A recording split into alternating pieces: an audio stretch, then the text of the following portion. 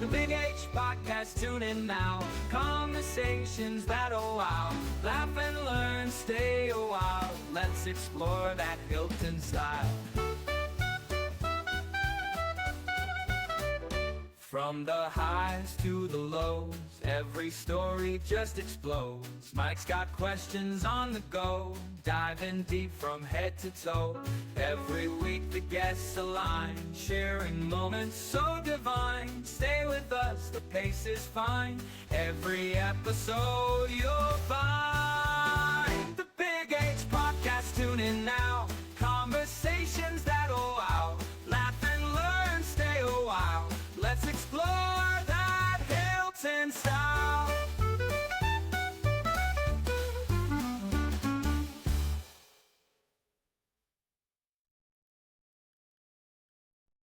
Well, welcome to the Big H Podcast. This is Mike Heiss, and I'm in here with Conversations with Crumb with our Hilton Parma historian, Dave Crumb. In tonight's episode, we're going to talk about Parma Hilton in the Civil War. And I was talking with Dave. Of course, Dave, thanks for joining us once again. Thank you for inviting me again, Mike. It's good to be here. And tonight we're going to chat a little bit about the Civil War and Hilton. First of all, there were no battles fought up here and no great heroics that we have discovered at the moment, but the vibrations were certainly felt up here. The era of the Civil War in the U.S. was a traumatic time for the nation as the country divided and waged war over slavery and secession. That was the secession of the southern states. Even as far north as Hilton, which was then called Unionville, people were involved and the vibrations were felt up here. Okay, in Parma, we sent 250 of her men into the battle. 25 of them lost their life and never came home to live out their futures. Those that did, most of whom were in the 108th Volunteers in Rochester, joined the GAR, which was the Grand Army of the Republic, much like the VFW and the Veterans of Foreign War of today. These gentlemen met regularly and marched in parades in Hilton and other Monroe County villages, and were celebrated as for their patriotism and for their service in the Civil War. And they kind of influenced the young men of the village. I remember a photograph taken on Main Street in Hilton of the recruits for World War I.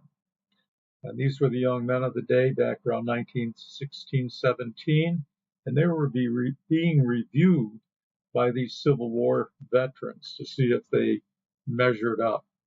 It's just a photograph, but it certainly speaks volumes. Well, how did they measure up? Were they tough like the Revolution or Civil War guys, or? Well, standing up straight and taking commands, this sort of thing. These old veterans, knew the drill. These young boys were just local boys who wanted to do their thing, but they were paraded in front of these old guys, and somebody called out the orders, and they did an about face or a salute, pulled up their guns, and of course none of them had been to camp at this point. Those boys were no less than men that fought in the Civil War. While it isn't Civil War related necessarily, Glenn Fishbaugh and Harlan Cooper, and Kenneth Smith were the first boys to sign up for the World War I in Hilton, and Glenn Fishbaugh, he lost his life. He was the first to lose his life. So these boys were just as good. They just needed the experience.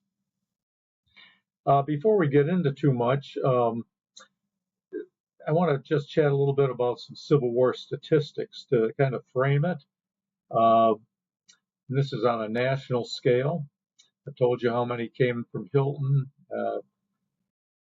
The soldiers who enlisted from the North, 2,672,000 men from the North. Soldiers who gave their lives for the North, 360,222. Roughly 13.5% lost their life. Maybe not from being killed, maybe from sickness, disease, or wounds. But these figures are pretty much agreed upon by historians. However, they're always changing because new material, emerges and it changes. Soldiers from the Confederacy in the South, 1,227,890 were in the Confederate unit, and 258,000 of them lost their life, 21%. The Southern soldiers were considered the best. They were fighting for their homeland. They had better leadership, according to the history books. The North had more support. We had more soldiers. We had more resources. It was a terrible war. Can you, besides, why did they give any reason as to why the South had better leaders or better military leaders, or they just flocked there, or did they, you know what I mean? I mean, I think one of the things is interesting. They were fighting for, fighting for their homes. Their homes.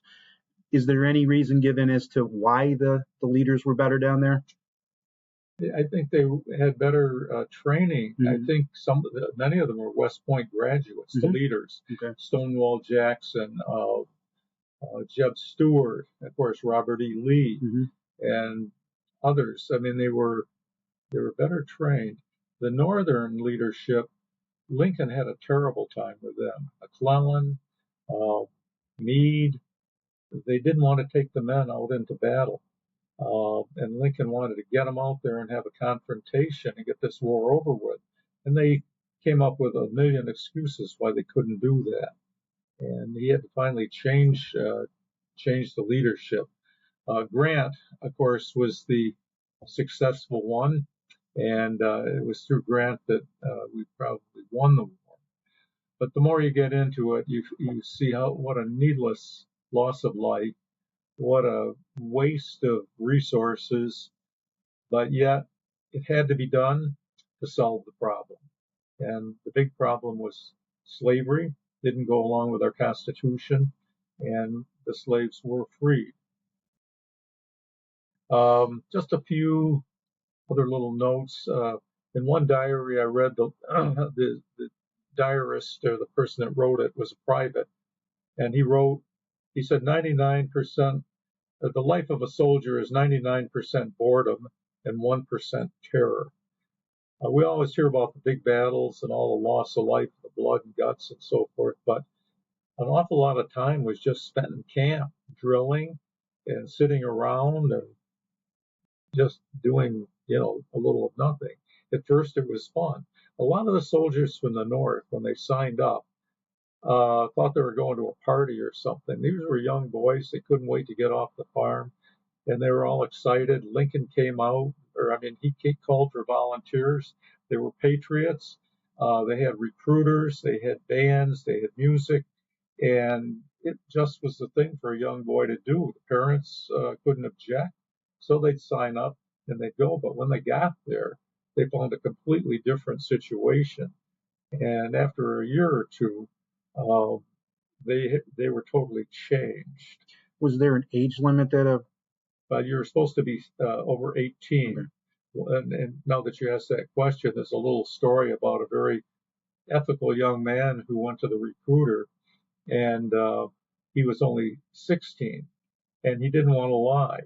So he put 2 notes in his shoes that said 18 in each shoe, and then he said, "Yes, I'm over 18."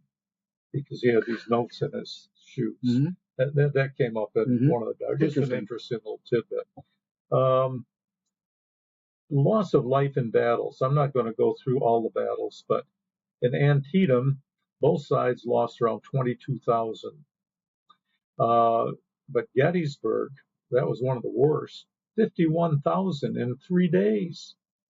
Terrible. If any of you go down to Gettysburg and visit that national shrine, it is eye-opening, and you can tour the battlefields. You can see O'Rourke's monument from Rochester, General James Wadsworth from Geneseo. There's a monument for him. This is again getting away from Hilton. There's no monument for Hilton, but many of our men were in the 108. Why was there so much loss of life there? Was it just such a high concentration of Well, soldiers? it's the last war where they fought the old European style, where they lined up everybody in front of each other and said, go. Mhm. And they just fired away at each other, and cannons were going off, and you were supposed to keep down on the ground, keep your head down, and hopefully you'd survive it. But a lot of them didn't. They stood up, and you know, it was crazy. It just and nobody really knew who won. Uh, Wars after that were done a little bit more differently, more guerrilla warfare, more not right out there in broad daylight like a football game. Um, Taking an up close look into the life of a soldier, I want to recommend the Arthur Newton letters.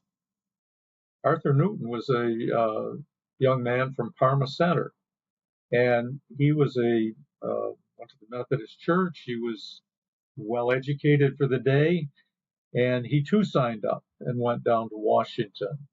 And he was a private in the New York 108. And he wrote letters home every week. And his sister, or his parents, and then his sister later, saved all those letters. And they passed down through the family into the hands of, let me think, Margaret Odell Freeman. And she loaned them to Don Stilson, who was a former historian, and Don transcribed them into a book. I've read that book twice, and it really transports you back into the life of a soldier in the Civil War. And because Arthur was from Parma, I kind of relate to him. You know, I know where his house was, seen his gravestones up in Parma Union. I know some of his descendants. And so you read this, and his letters are well written, but they give you a sense of what's going on in the life of a soldier. And he would often write home asking his folks to send him new boots because he worn the other ones out, or send me some food, or send stationery, send stamps, things like that, so he could keep writing.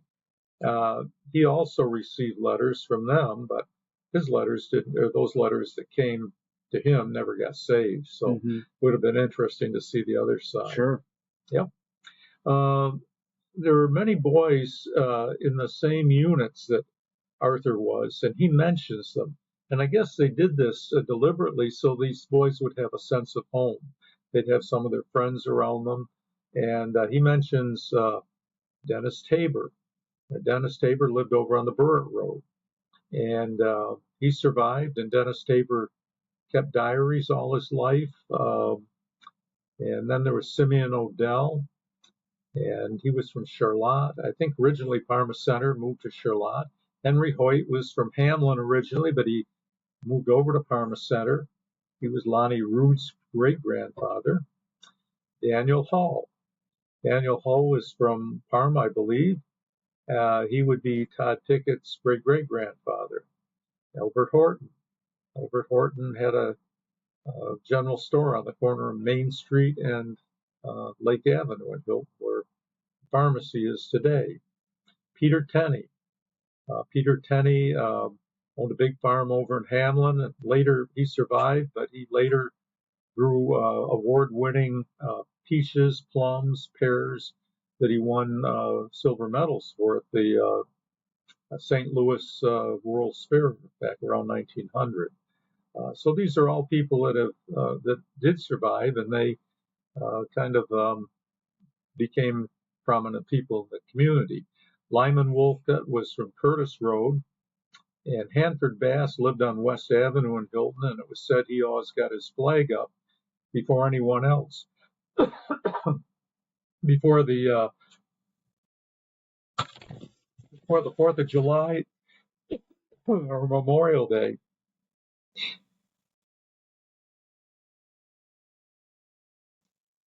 These letters are just a great source of information for the historian as well as the casual Civil War enthusiast. Unionville men or Hilton men who died. I'm not going to go through them all, but one was Dexter Burritt. He was age 26. He was from the 13th New York Volunteers. He died in 1863 from sickness in the hospital. He was the son of Seeley and Sophia Burritt of Burritt Road. Charles Stoneman was 19. He was a private in the New York Volunteers. He was wounded in the arm, killed in battle. Brian Knowlton, age 20. He was in the old New York 13th, and he was killed in battle. There were in total 25 in our record. In the 1920s, Hilton's old veterans would celebrate each other's birthdays together. The framed photo hangs in the Parma Hilton Museum showing Robert Haslip, Gilbert Warren, Henry Buffton, Henry Woodhams, Hanford Bass, John Way Sr., and Asa LeBaron. All old men by 1920, but they would get together for their birthdays and chat about their days in service. I grew up next door to John Way Sr.'s son, John Way Jr., at our summer cottage at Hilton Beach, and he would tell me about his father, a few Civil War stories. He also said his brother, Wally, had his uniform over in their house over in Hamlin. I was always curious about that, never did hear what happened to it. Robert Haslip lived over on the Manitou Road on the Greece side, but he signed up in Hilton. Henry Woodhams was a ancestor of Ray Hendershot's wife. And Gilbert Warren was Parma's last veteran, and he died in the 1930s. Another interesting memoir was by Ira Cross. Ira Cross lived down at Bartlett's Corners. Where is Bartlett's Corners? Well, it's the intersection of Curtis Road and North Avenue. Later, people remember it as Chilson's, and then even later as Joe's Diner. And now there's a new place, a restaurant there called the North to the South. But the real name was North Parma until that was taken up to Hilton, and Unionville was called North Parma. And then Old North Parma had to find a new name, so they called it Bartlett's Corners. But anyway, Ira was about 10 years old in 1861. And he lived just up on top of the hill on North Avenue, and the house on the right. His family had settled there in 1811, first arrivals. And he was the grandson of old Elihu Cross, who was the first settler. And down in the northeast corner, where the road intersects, was an old stone church, cobblestone church. It was built in 1847. And that's where they did the recruiting. And Ira was there. And he gave this memoir to Charlie Cooper, who was editor of the old Hilton Record. And they printed it back in 1936. I got a copy of it, read through it, and very interesting. I think it's also published in Shirley Houston's book, Parma, the Hub of the Universe. So there's Ira, 10 years old, sitting up in a deep window seat in the inside of the church. The church was filled. Outside, they'd had a parade of the Wide Awakes. Who were the Wide Awakes? Well, they were a political group who were against, they wanted slavery to be ended, and they would march around with torch lanterns in the night with costumes. And also they had a band that played a lot of spirited and energetic music. A recruiter was in the church, which was then filled. He said President Lincoln was calling for volunteers, and they needed to get the volunteers as quickly as possible. That night, 13 young Parma men signed up to go to to go into the service, none of them having previous service. The names of those fellows that Ira Cross remembered were John and Jasper Van Court. I think they lived down on Mariah Street in Hilton. Daniel Meach, he lived down on the Bennett Road. Joe Heffer, Theodore Sands, he's an ancestor of Danny Smith's. Manly Herrick, Henry Teller, Robert Haslip, William Morris, George Raymond, Peter Tenney, who we mentioned before, and Francis McDougall. Some of them went into the old 13th, which we've mentioned, and others into the 108. But Raymond and McDougall both went into the sharpshooters.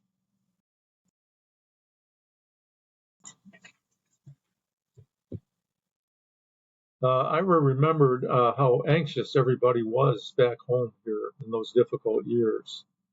In 1865, President Lincoln was shot by Southerner stage actor John Wilkes Booth. The nation went into mourning. Elias Curtis of Curtis Road saved his copy of the daily newspaper that covered that event. The Curtises left it behind when my family purchased the farm in 1948, and I still have it. The columns were draped in black. That was a very sad time in history, in the nation's history, because Lincoln had put his heart and soul into this war and to solve the problem. And he was also very concerned about getting the South back on their feet, once, now that they were back in the nation again. And his death, created quite a vacuum for quite a few years. On a new note, in the 1940s and 50s, the last Union combat veteran of the Civil War lived in Rochester.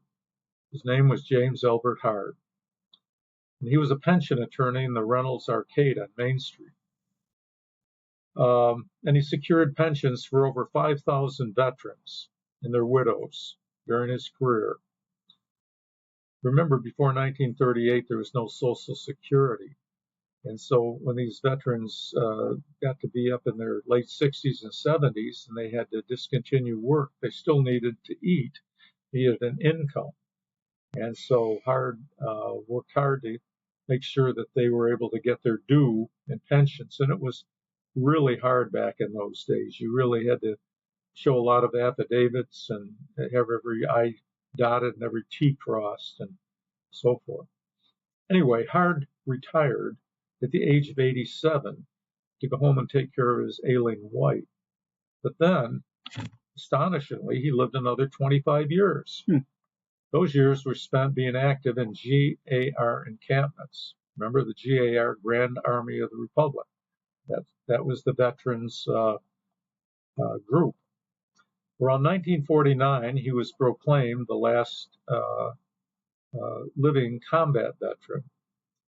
However, Albert Wilson in Duluth, Minnesota, did survive him, but Wilson was only a drummer boy and never seen combat. Hard enjoyed his status as the oldest and finally last Union veteran. He rode in many Monroe County Memorial Day parades, including several in Hilton. In 1949, a gentleman on Main Street touched me on the shoulder and said, "David, look out there and see that convertible going by. You know who that old man is in there?" I said, "No." He said, "That's James Hard. Take a good look. He's the last Civil War veteran." Incredible. And since then, I've been most interested in the history of this gentleman. In fact, I got to meet his great-great-grandson, who lives in Parma now, about 15 years ago. And we chatted, and I said, "Oh, I remember seeing Mr. Hard in this parade." And he said, "Oh, that's interesting, because I was born after he died." And I said, "Well, I can't tell you much, but he was in the newspaper all the time. He was a social luminary. Everybody in Rochester was interested in him. He played his role like the good celebrity. They have a birthday party for him every year at the Seneca Hotel. They put 110 candles or whatever age he was on there, and he'd blow them all out. And he was quite a person. He never proclaimed any heroics, but he gave lots of firsthand accounts of many of the battles that he was in.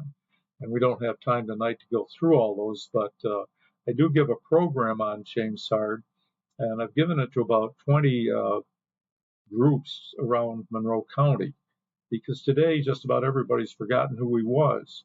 Back in the 1950s, 60s, maybe the 70s, mention his name and everybody knew who old Jim Hard was. He enjoyed his status as the oldest and finally last Union veteran. He rode in all these parades, and he died in 1953 at the age of 111, just a month short of his 112th birthday.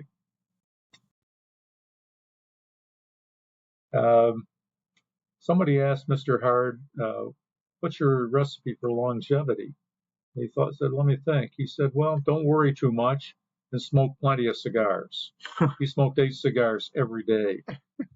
I met one of his other great-great-grandsons, Larry Exton, and he could remember him. And he said, we go into Grandpa Hard's room up at someplace he lived on Portland Avenue, and it was all full of smoke. But we could see his feet down at the bottom of the chair, so we go over and climb up on his lap and suck in some of that smoke, I guess. Anyway, another very interesting book that was written. This gentleman is not from Parma, but he was from Naples, New York, but his descendants live in Parma, and that is Morris Bartlett.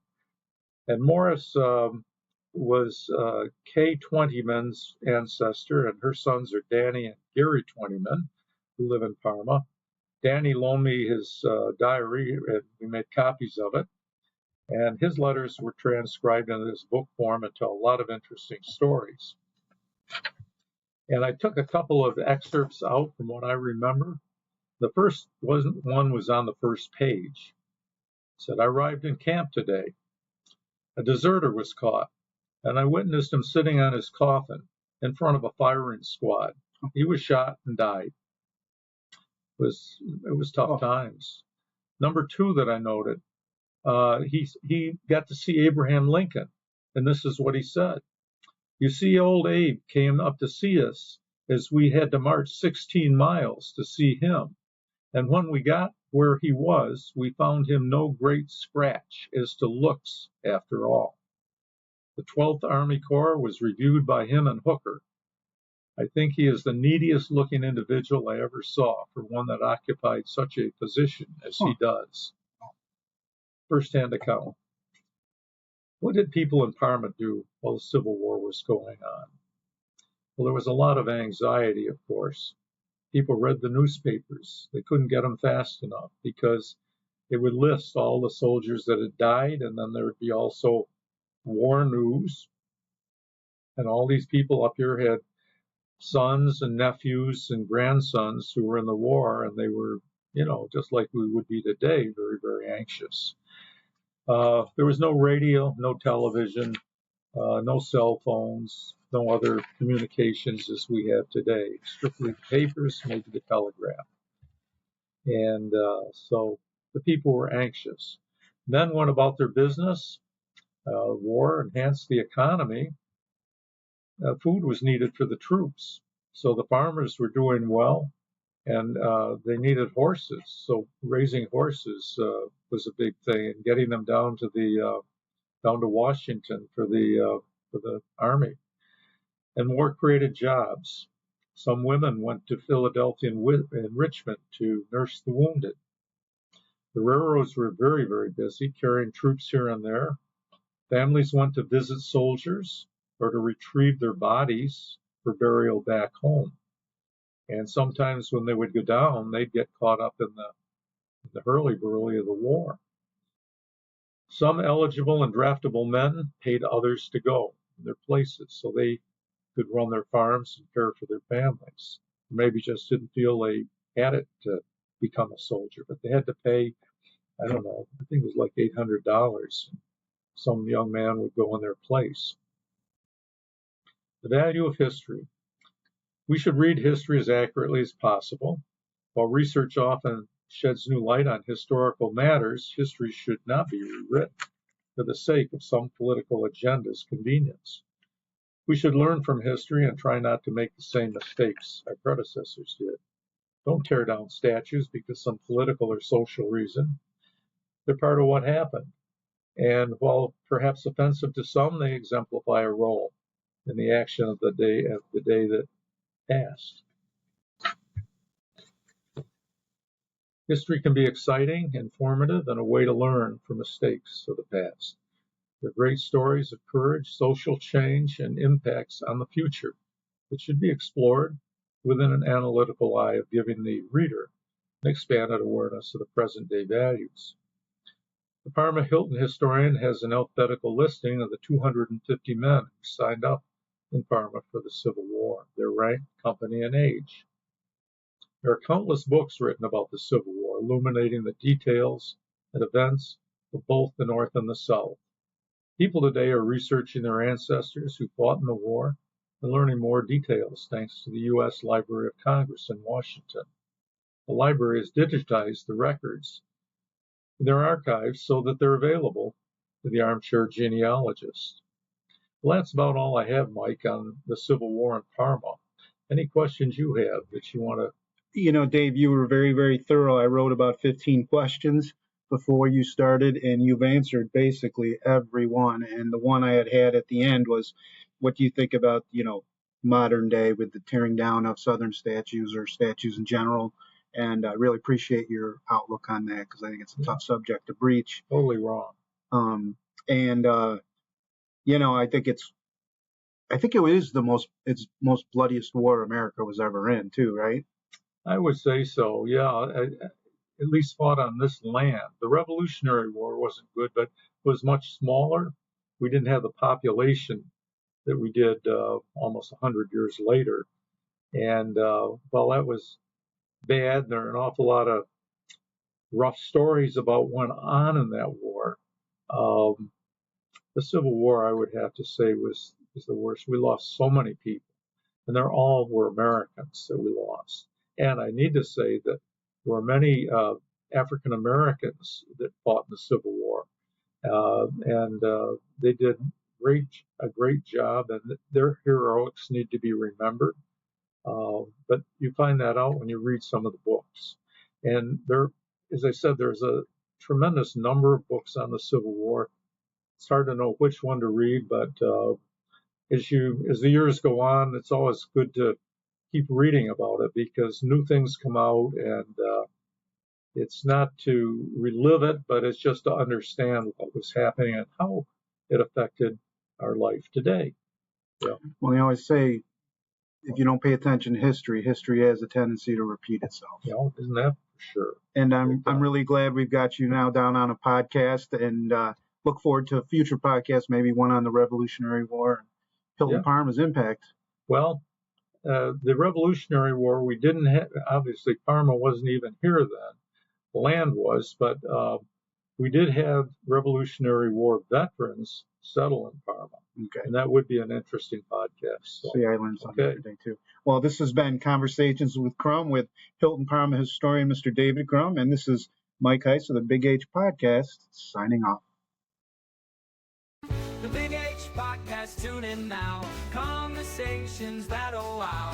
Laugh and learn, stay a while. Let's explore that Hilton style. From the highs to the lows, every story just explodes. Mike's got questions on the go, diving deep from head to toe. Every week the guests align, sharing moments so divine. Stay with us, the pace is fine. Every episode you'll find